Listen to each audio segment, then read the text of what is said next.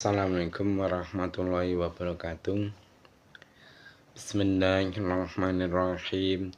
Nawaitu dhalabal ilmi izalata jalim an-namsi wa syairi juhali wa ihya'ad dini wa ibqa'al islami bil ilmi wa darul akhirati wa ridallahi ta'ala wa syukra ala nikmatil aqli wa nikmatil syahatil badani fadlillahi ta'ala.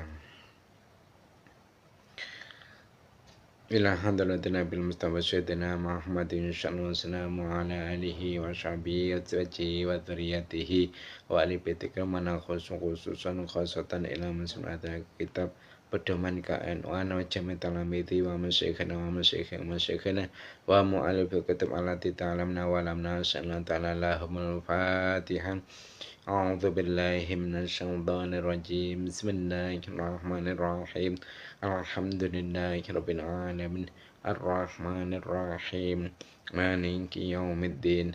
Iyyaka na'budu wa iyyaka nasta'in. Ihdinas siratal mustaqim. Shiratal ladzina an'amta 'alaihim ghairil maghdubi 'alaihim waladdallin.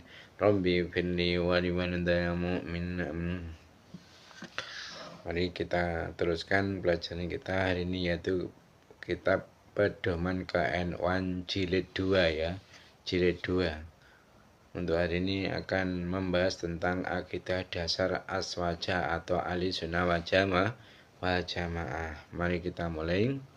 Bismillahirrahmanirrahim. Qala al-musannifu rahimahumullah ta'ala wa nafa'na bi wa bi'ilmi bid-darin amin. Bab yang nomor 3, bab Romawi 3, yaitu menerangkan tentang akidah dasar aswaja atau ahli sunnah wal jamaah. Nah, nomor 1 masalah tauhid. Jadi artinya apa? Artinya ahli sunnah wal jamaah itu meyakini Allah Subhanahu wa ta'ala itu satu dalam zat-Nya. Jadi tidak ada sekutu. Tidak ada sekutu. Allah itu Maha Esa. Allah itu tidak ada yang menyerupai. Tidak ada makhluknya Allah yang menyerupai Allah. Nah, ahli sunnah wal jamaah itu meyakini bahwasanya Allah itu dibutuhkan oleh semua makhluk. Dan tidak ada yang mampu melawan kehendaknya. Jadi kalau Allah itu sudah berkehendak, tidak ada seorang pun makhluk yang mampu melawan kehendaknya. Apapun yang menjadi kehendak Allah itu akan terjadi. Dan ahli sunnah wal jamaah itu meyakini bahwasanya Allah itu adanya itu dahulu tanpa permulaan.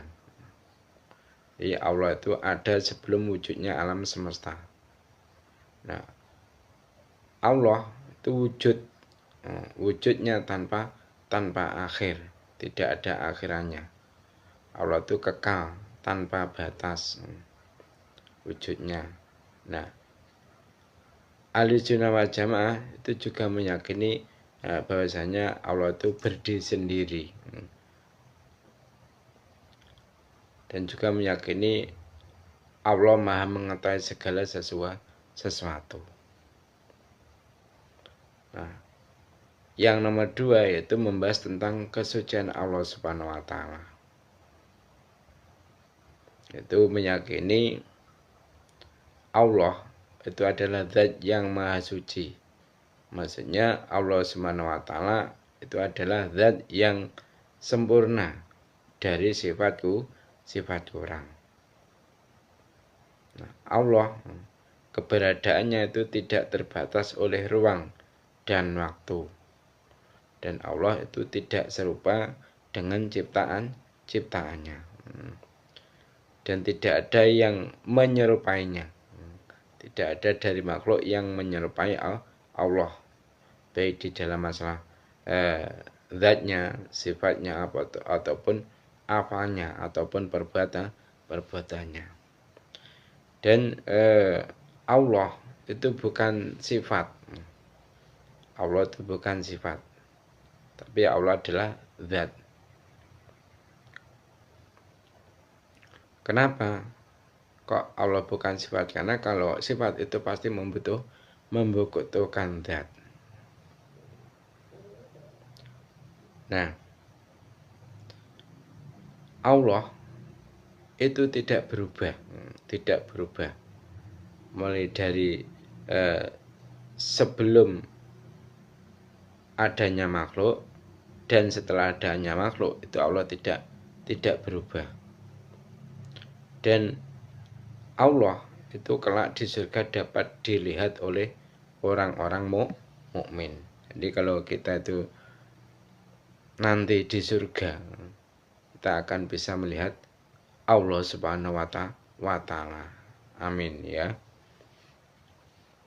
Nah, yang ketiga yaitu membahas tentang sifat Allah Azza wa Jalla. Jadi aswaja atau ahlussunnah wal jamaah itu memiliki keyakinan Allah SWT itu memiliki 20 sifat wajib. Artinya mustahil atau tidak mungkin bila Allah Subhanahu wa Ta'ala itu tidak memiliki sifat-sifat tersebut, 20 sifat wajib ya. Nah, 20 sifat itu apa? 20 sifat itu adalah satu yaitu sifat wujud. Sifat wujud. Artinya apa? Artinya ada. Jadi Allah itu ada. Nah, sifat wujud ini disebut dengan sifat nafsiyah, yaitu sifat yang menunjukkan adanya zat. Nah, kebalikan dari sifat wujud adalah adam atau tidak ada. Jadi tidak mungkin kalau Allah itu bersifat adam, bersifat tidak ada. Nah, yang nomor 2, sifat yang wajib bagi Allah Subhanahu wa Ta'ala yaitu sifat qidam. Nah, yang dimaksud dengan sifat qidam itu adalah wujudnya, maksudnya wujudnya Allah itu tanpa permulaan. Jadi Allah itu wujudnya tanpa ada permulaan. Bedanya dengan makhluk, itu wujudnya ada permulaan. Wujudnya makhluk yaitu didahului dengan ketidakadaan. Nah, lawan sifat qidam adalah sifat hudus atau baru muncul. Jadi tidak mungkin kalau Allah itu bersifat hudus, bersifat baru muncul. Nah, yang nomor 3, sifat wajibnya Allah yaitu baqa. Artinya keberadaan Allah itu kekal tanpa batas.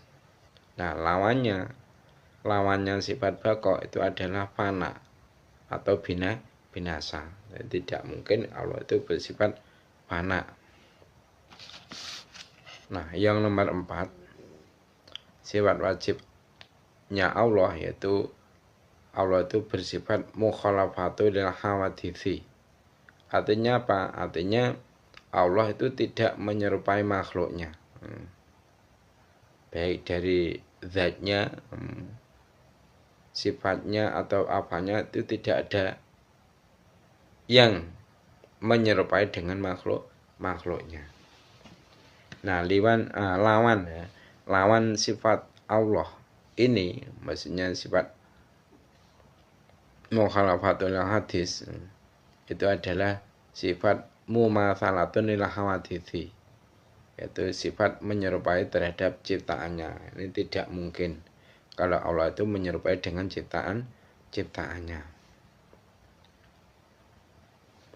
Nah, yang nomor 5, sifat wajibnya Allah yaitu qiyamuhu binamsihi.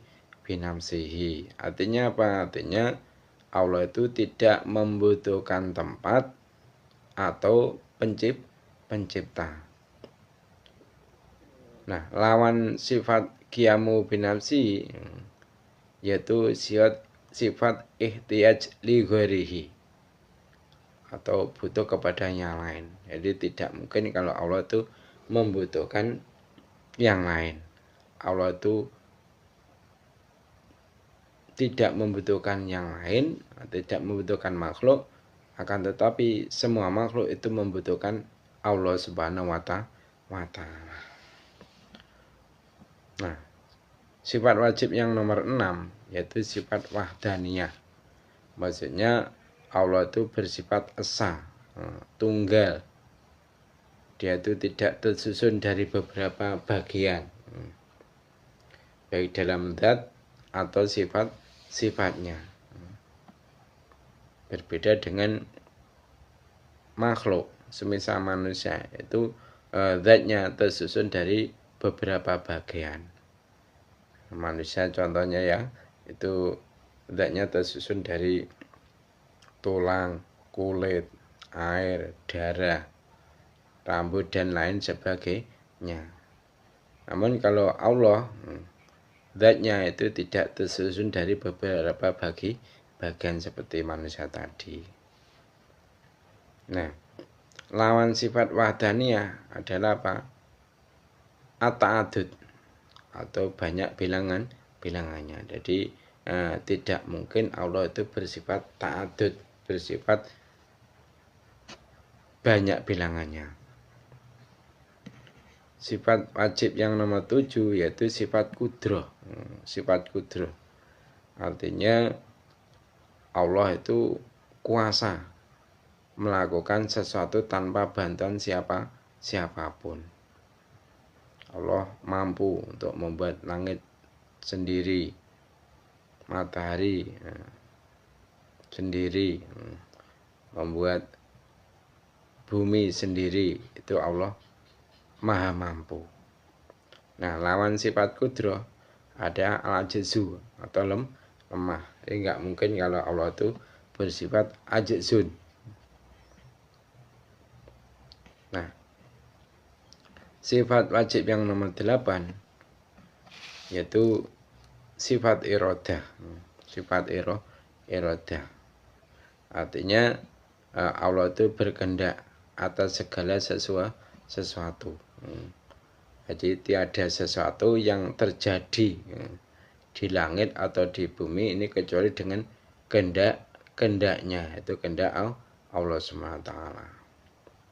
Nah, lawan sifat iradah adalah karohah atau terpaksa. Jadi tidak mungkin kalau Allah itu terpaksa di dalam melakukan segala hal. Nah, yang nomor 9 sifat wajib bagi Allah yaitu sifat ilmu. Artinya Allah itu mengetahui segala sesuatu sebelum dan sesudah wujudnya. Nah, lawan sifat ilmu adalah al-jahlu, sifat al-jahlu. Sifat tidak tahu. Tidak mungkin kalau Allah itu bersifat tidak tahu. Nah, sifat wajib yang nomor 10 yaitu hayat. Artinya Allah itu hidup. Hidupnya Allah itu abadi dan tidak akan mati. Nah, lawan sifat hayat adalah sifat al-maut atau mati. Tidak mungkin Allah itu bersifat mati. Yang nomor 11 sifat wajibnya Allah yaitu sifat sama. Artinya Allah itu mendengar segala sesuatu. Nah, pendengaran Allah Subhanahu wa Ta'ala itu tidak terbatas oleh jarak dan tanpa membutuhkan telinga. Seberapapun jaraknya, itu Allah tetap bisa mendengar. Dan Allah itu mendengarnya tidak memakai alat. Berbeda dengan manusia, ketika mendengar sesuatu itu membutuhkan alat, yaitu apa? Daun telinga dan juga lubang telinga. Nah, kebalikannya sifat sama yaitu sifat somamun, adalah sifat somamun atau tuli. Jadi enggak mungkin kalau Allah itu bersifat tuli. Nah, yang nomor 12 sifat wajibnya Allah yaitu sifat basor. Artinya Allah itu melihat segala sesuatu sekalipun sangat samar sesuatu tersebut. Nah, pandangan Allah Subhanahu wa taala itu tidak butuh pada cahaya dan mata. Jadi pandangan Allah itu tidak butuh pada cahaya atau mata. Berbeda dengan kita, semisal itu ketika melihat sesuatu kita membutuhkan mata, dan juga selain membutuhkan mata, membutuhkan cahaya yang menyinari benda tersebut. Jadi kalau Allah itu melihatnya itu tidak membutuhkan cahaya dan juga tidak membutuhkan mata. Nah, lawannya sifat basar itu adalah sifat umyun atau buta. Jadi tidak mungkin kalau Allah itu bersifat tidak bisa melihat. Nah, sifat yang nomor 13, sifat wajib yang nomor 13 bagi Allah SWT yaitu sifat kalam. Artinya berfirman. Nah, firman Allah SWT atau perkataan Allah SWT itu tidak menyerupai pembicaraan makhluk.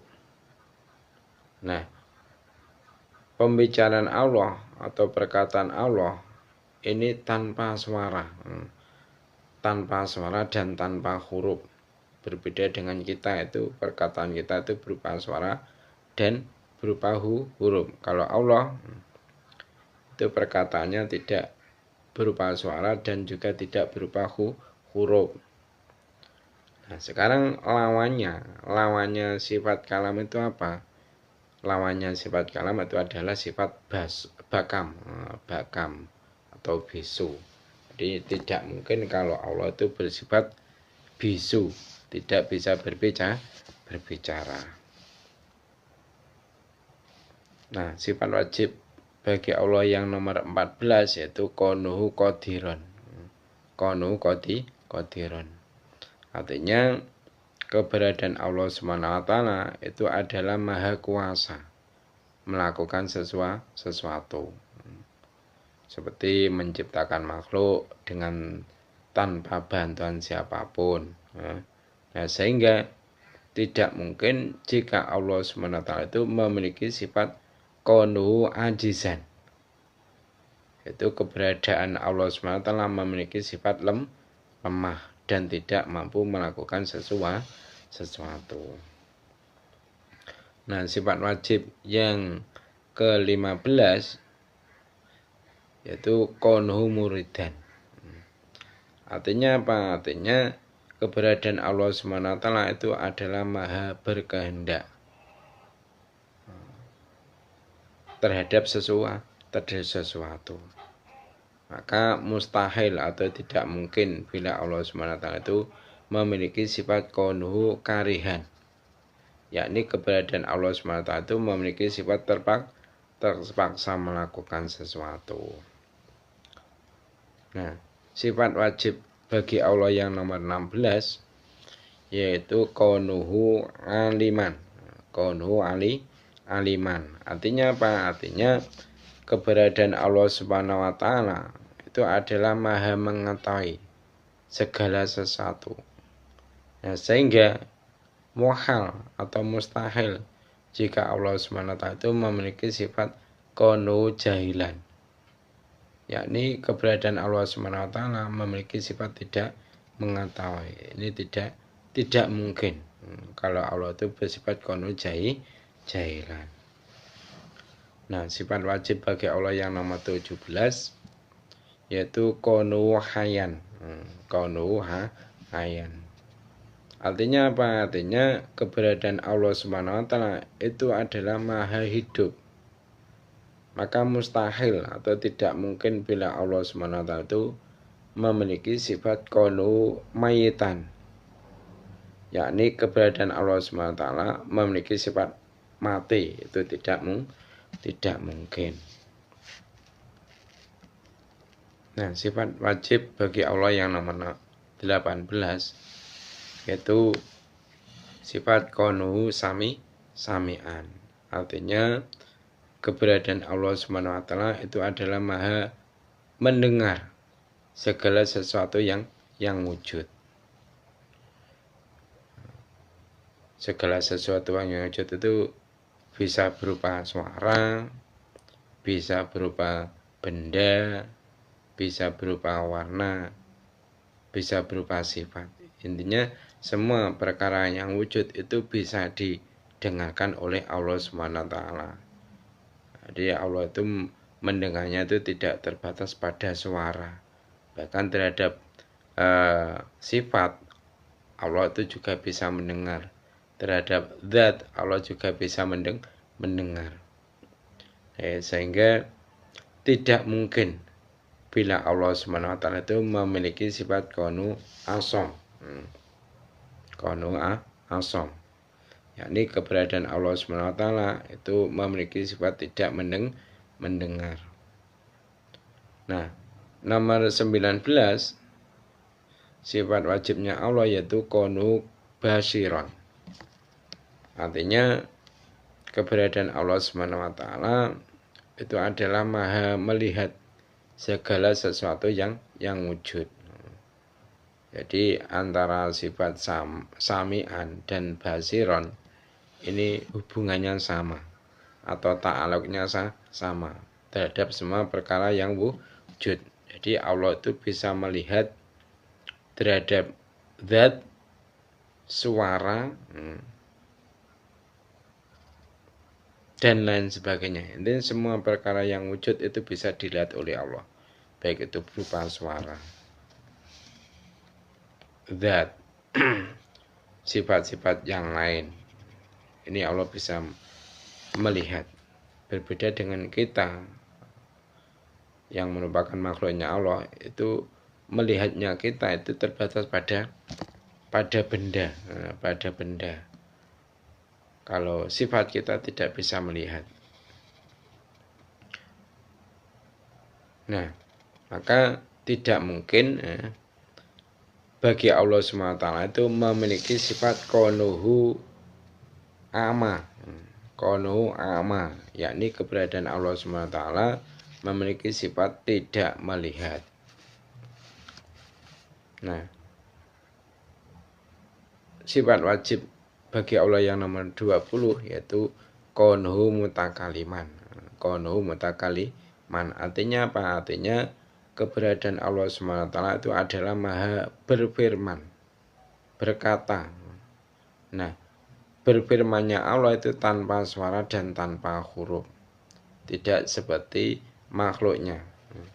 Maka mustahil bila Allah SWT itu memiliki sifat konu abkam, yakni keberadaan Allah Subhanahu wa Ta'ala itu memiliki sifat tidak berfirman. Nah, selain itu Allah Subhanahu wa Ta'ala itu memiliki sifat jaiz. Sifat jaiz yaitu apa? Fi'lu kulli mumkinin aw tarkuhu. Artinya Allah itu berhak melakukan sesuatu yang mungkin atau meninggalkan. Nah, di antara sesuatu yang mungkin adalah menciptakan makhluk, mengutus para rasul, memberi daya, rezeki dan lain. Jadi Allah itu berhak menciptakan makhluk berhak tidak menciptakan makhluk. Allah itu berhak mengutus para rasul dan juga berhak tidak mengutus para rasul. Itu sifat jaiznya Allah Subhanahu wa taala. Nah, sekarang yang keempat membahas tentang makna kerasulan. Membahas makna tentang kerasulan. Jadi kita harus tahu siapakah nabi itu siapa, rasul itu siapa. Perlu sampean ketahui bahasanya orang yang mempunyai gelar nabi itu adalah orang laki-laki yang mendapat wahyu syariat dengan diamalkan. Jadi nabi itu adalah laki-laki yang mendapatkan wahyu syariat dan diperintahkan oleh Allah untuk mengamalkan syariat itu untuk dirinya sendiri. Nah, sedangkan rasul itu pengertiannya adalah apa? Orang laki-laki yang mendapatkan wahyu syariat untuk diamalkan, maksudnya diamalkan untuk dirinya sendiri, serta harus disampaikan kepada makhluk. Nah, para nabi dan rasul itu memiliki sifat wajib, muhal, dan sifat jaiz. Nah, wajib di sini apa artinya? Wajib di sini artinya sifat yang pasti ada pada nabi dan rasul. Nah, muhal apa artinya? Muhal artinya sifat yang tidak mungkin berada pada diri nabi dan rasul. Nah, sedangkan sifat jaiz artinya apa? Artinya sifat jaiz adalah sifat yang mungkin dimiliki oleh para nabi dan rasul. Nah, perlu sampeyan ketahui bahwasanya sifat wajib bagi para nabi dan rasul itu ada 4. Jadi sifat yang pasti ada pada diri nabi dan rasul itu ada 4. Apa saja? Yaitu 1, sifat sidik. Sifat sidik artinya para nabi dan rasul itu pasti memiliki sifat kejujuran dalam semua ucapan dan perbuatannya. Jadi tidak mungkin mereka itu memiliki sifat kizib, yaitu sifat bohong. Itu tidak mungkin. Waluntoh dalam urusan yang sangat kecil, sangat remeh. Nah, yang kedua yaitu sifat amanah. Artinya para nabi dan rasul itu pasti memiliki sifat dapat dipercaya. Jadi tidak mungkin mereka itu memiliki sifat khianat atau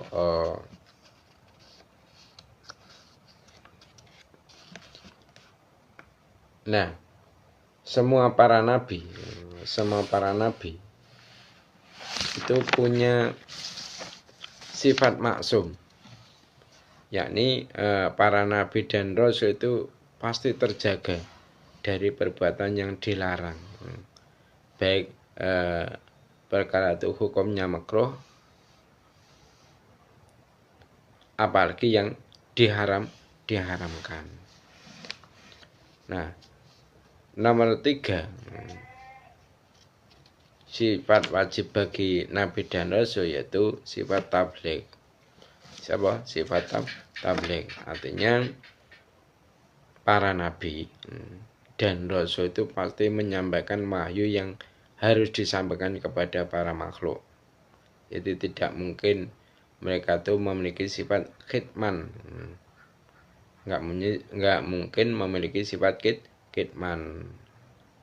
Apa khidman? Yaitu menyembunyikan sesuatu yang harus disampaikan. Itu jelas tidak mungkin. Nah, yang nomor 4, sifat wajib bagi nabi dan rasul yaitu sifat fatonah. Artinya para nabi dan rasul itu pasti cerdas. Nah, sebab apa? Sebab mereka tuh punya tugas, yaitu menjelaskan wahyu kepada para manusia. Maka tidak mungkin mereka itu memiliki sifat balada, yaitu sifat bodoh.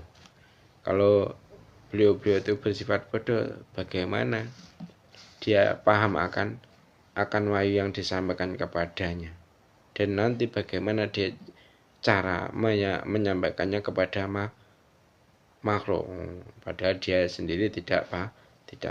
Jadi tidak mungkin kalau para nabi itu mempunyai sifat balada. Pasti para nabi dan rasul itu mempunyai sifat fatona. Nah, sekarang setelah kita mengetahui sifat wajib bagi para nabi dan rasul yang jumlahnya ada 4 tadi, kita pun juga harus tahu bahwasanya para nabi dan rasul itu juga mempunyai sifat jaiz. Nah, sedang sifat jaiz bagi para nabi dan rasul itu adalah al-aradul basyariyah allati la tu'ati ila naqsin fi maratibihimul aliyah. Artinya apa? Artinya sifat-sifat manusiawi yang tidak sampai mengurangi ketinggian derajat mereka.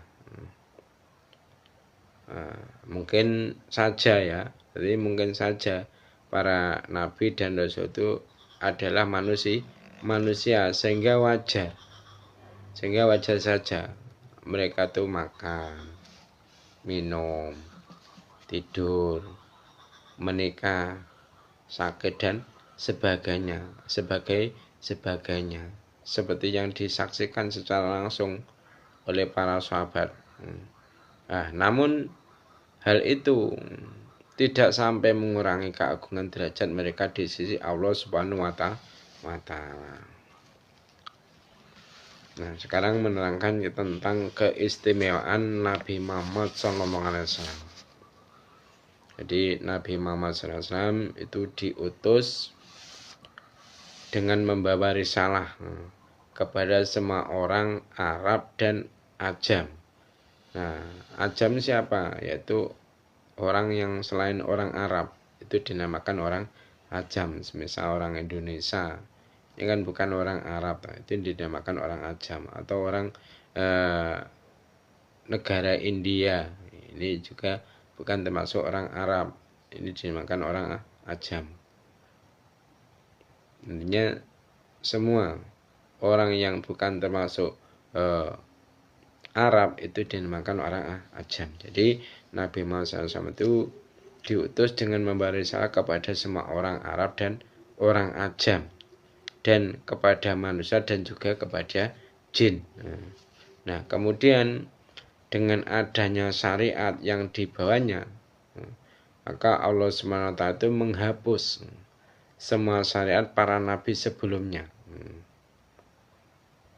Kita tahu bahwasanya syariat yang dibawa oleh Nabi Adam, Nabi Nuh,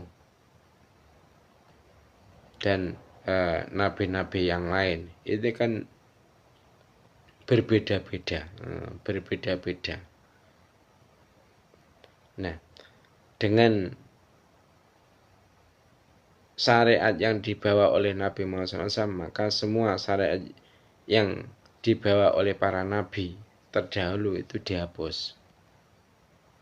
Nah, Allah SWT itu menjadikan Nabi Muhammad SAW sebagai pemimpin semua manusia.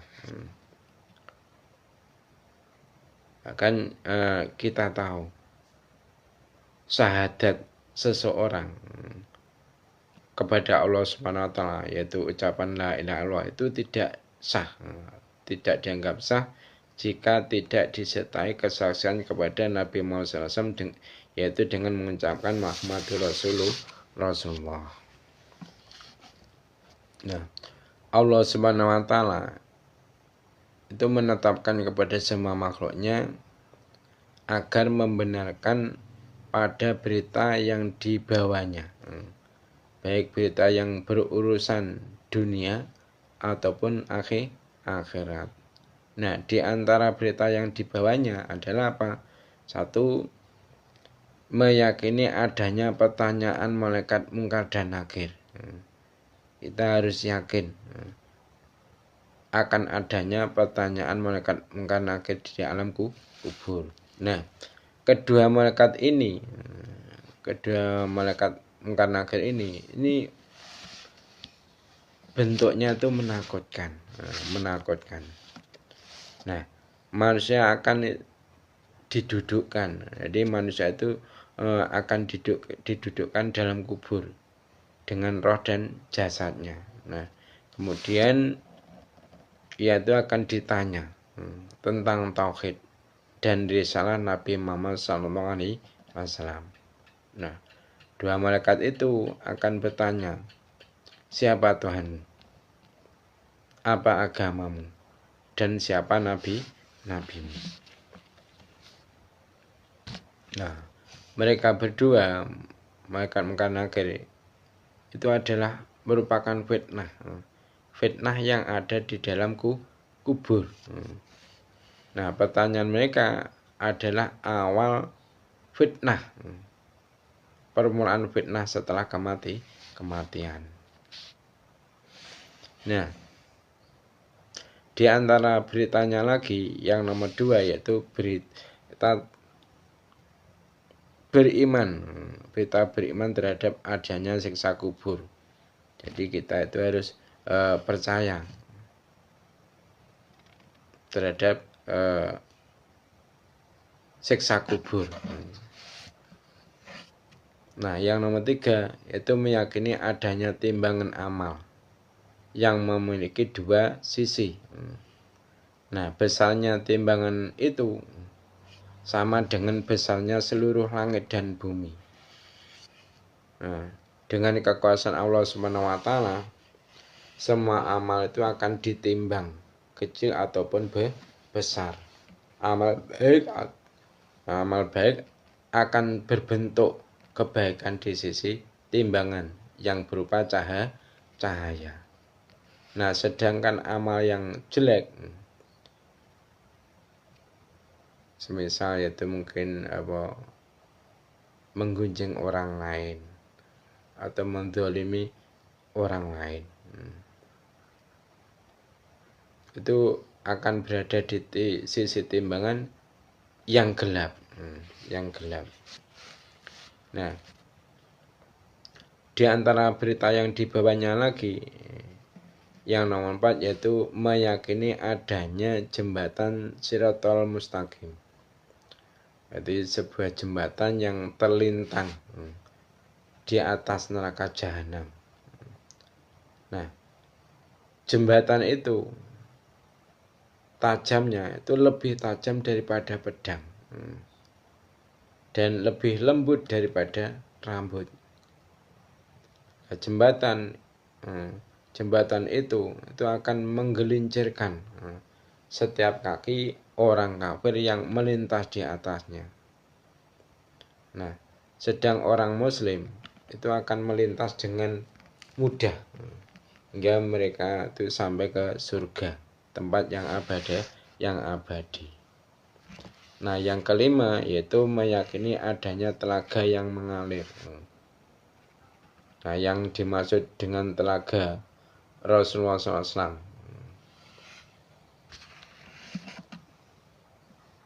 Jadi yang dimaksud telaga yang mengalir itu adalah telaga Rasulullah SAW. Jadi setiap orang mukmin itu akan meneguk air dari telaga itu sebelum mereka memasuki surga. Nah, siapapun yang minum air dari telaga itu belum toh hanya sekali, maka ia itu tidak akan merasa haus selamanya. Nah, adapun lebar telaga itu adalah sejauh perjalanan 1 bulan. Semisal kita dari rumah kita ini berjalan selama 1 bulan, ya sejauh itulah lebarnya telaga Rasulullah SAW. Nah, telaga tersebut itu airnya lebih putih daripada susu. dan lebih manis daripada madu. Nah, di sekeliling telaga itu terdapat cawan. Terdapat cawan sebanyak jumlah bintang di langit. Nah, pada telaga itu terdapat 2 saluran dari telaga Kautsar. Nah, yang nomor 6 yaitu percaya adanya hisab atau perhitungan amal. Nah, dalam prosesnya manusia itu berbeda-beda. Ada yang dipersulit ketika perhitungan amal, ada yang mendapatkan kemudahan. Nah, serta ada yang masuk surga tanpa hisab, maksudnya tanpa dihitung amalnya. Nah, mereka yang disebut terakhir ini masih masuk surga tanpa hisab adalah al-muqarrabun, yaitu orang-orang yang dekat kepada Allah Subhanahu wa Ta'ala. Nah, yang nomor 7 yaitu meyakini bahwa semua orang yang memiliki iman dari orang yang di neraka itu akan dikeluarkan meskipun setelah disiksa terlebih dahulu, sehingga tidak ada yang tersisa di neraka jahanam. Nah, yang nomor 8 yaitu beriman adanya syafaat atau pertolongan dari para nabi, ulama, syuhada, dan sebagian orang mukmin sesuai dengan kedudukan mereka di sisi Allah Subhanahu wa Ta'ala. Nah, sedang orang mukmin yang tidak memiliki penolong maka akan dikeluarkan dari neraka sehingga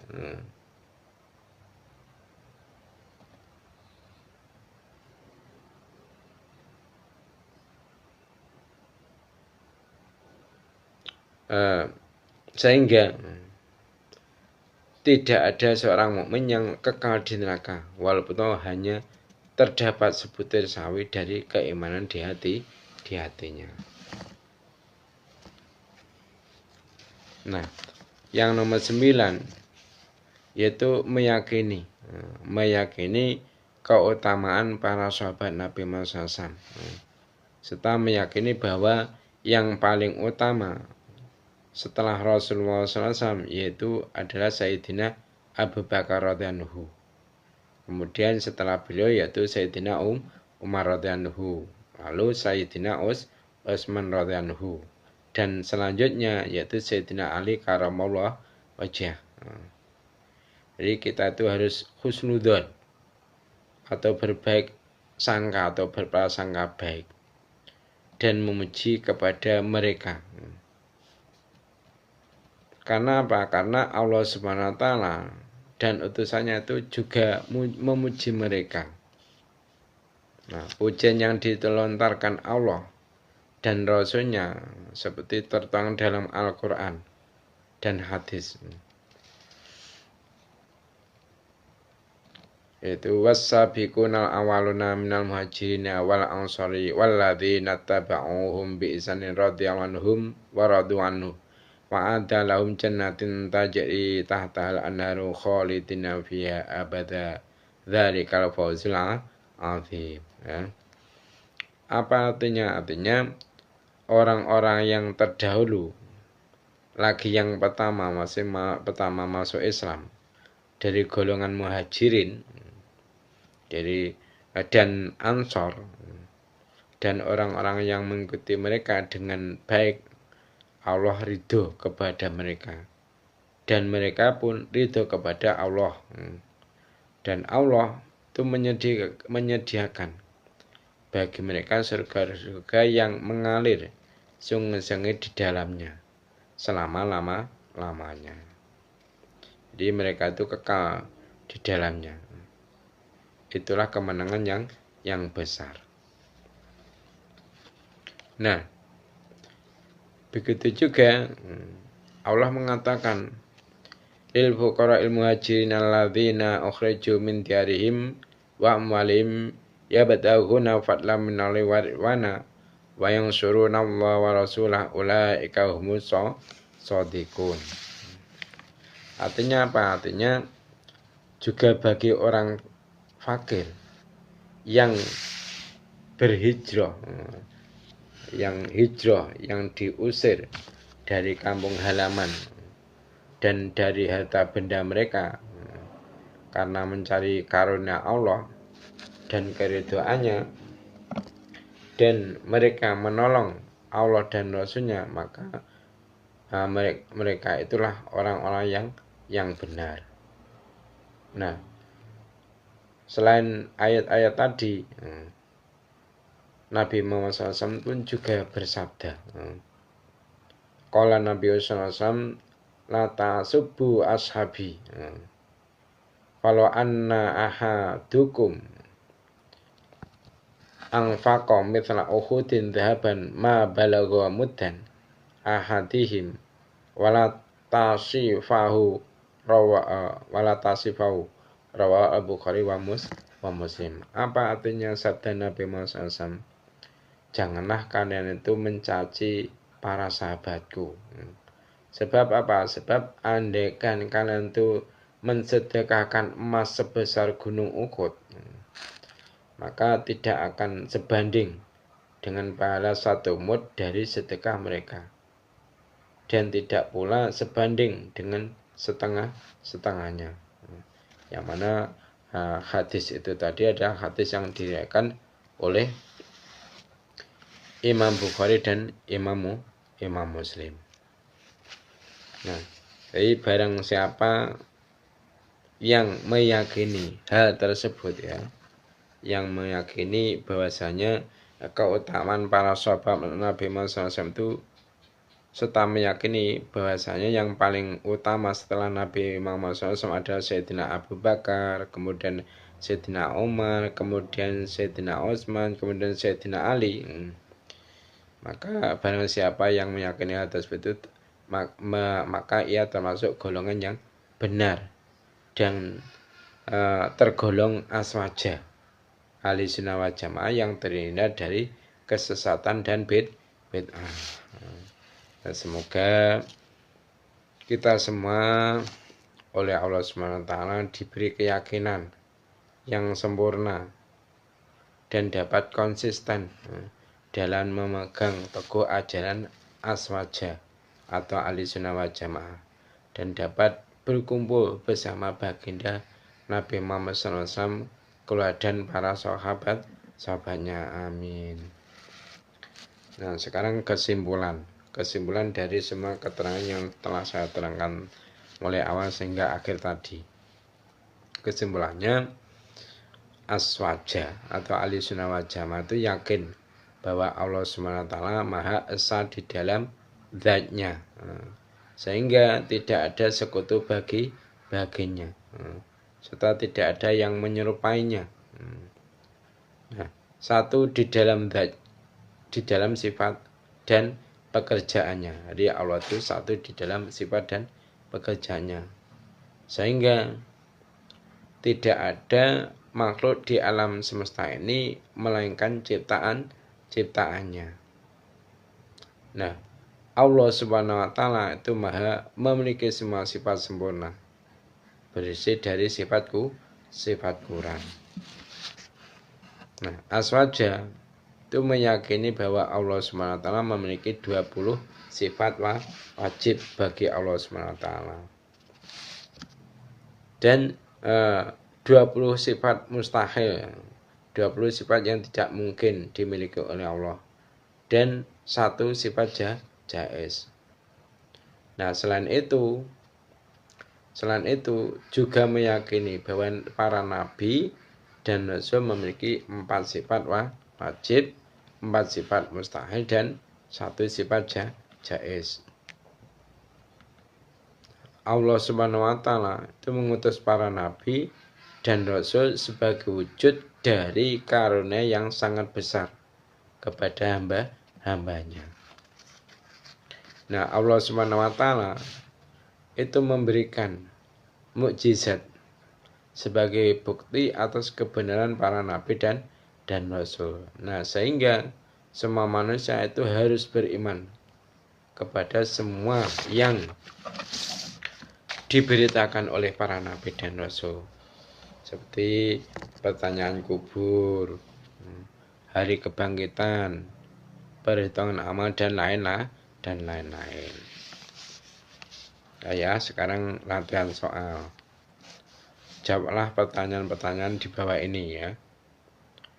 Nomor 1, meyakini bahwa Allah Subhanahu wa Ta'ala satu dalam zatnya merupakan makna dari apa? Pertanyaan yang nomor 2, meyakini bahwa Allah Subhanahu wa Ta'ala adalah zat yang sempurna dari sifat kurang merupakan makna apa? Nomor 3, apa makna sifat hayat dan kudrat?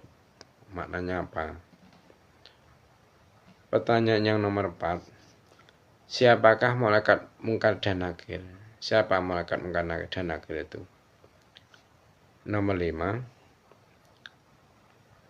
apakah yang dimaksud dengan syafaat? Yang dimaksud dengan kata-kata syafaat itu apa?